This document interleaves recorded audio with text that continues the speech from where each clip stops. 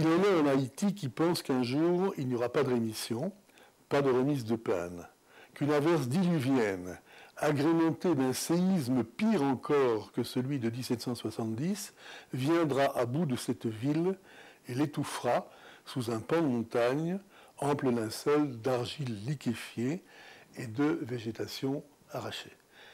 Ça, c'est de l'imaginaire de ma part. C'est de l'imaginaire de ma part.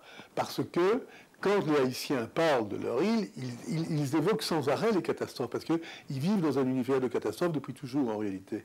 C'est vrai que quand on se promène, quand on se promenait devant Port-au-Prince avant la catastrophe, c'était déjà un décor de catastrophe.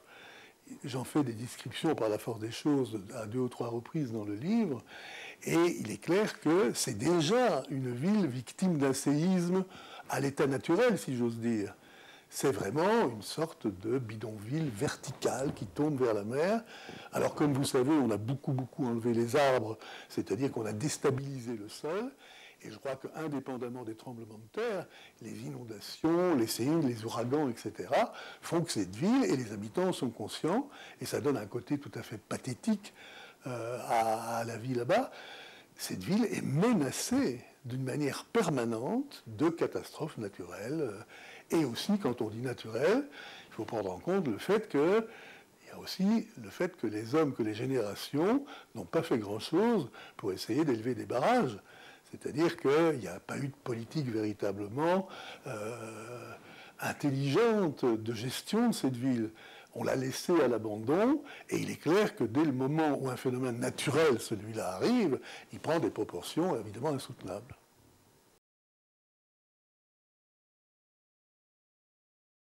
Le personnage principal de mon livre, c'est un médecin. Un médecin donc, qui a été assassiné en 1999, et comme c'est mon homonyme, je suis censé, comment dit-on, le pitch du livre, hein, c'est-à-dire que c'est mon homonyme, et je vais, ce que j'ai fait, d'ailleurs ce qui est vrai, c'est une histoire vraie, j'ai été à sa recherche pour connaître son histoire, sa vie et sa mort.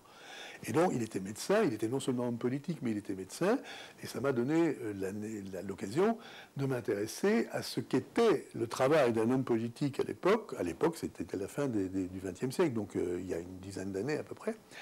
Ce qu'était le travail d'un homme politique et ce qu'était le travail d'un médecin.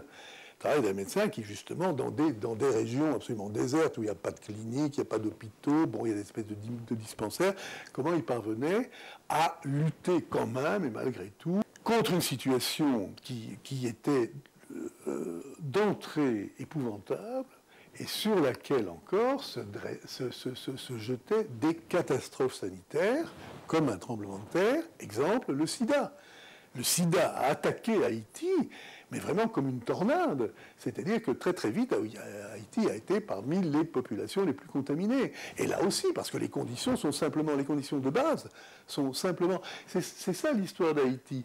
C'est que quand ils sont victimes de quelque chose qui déjà serait assez terrible n'importe où, eu égard à leurs conditions de base, ça prend des proportions absolument extraordinaires. Et que ce soit en matière de santé comme en matière de catastrophes et de séismes.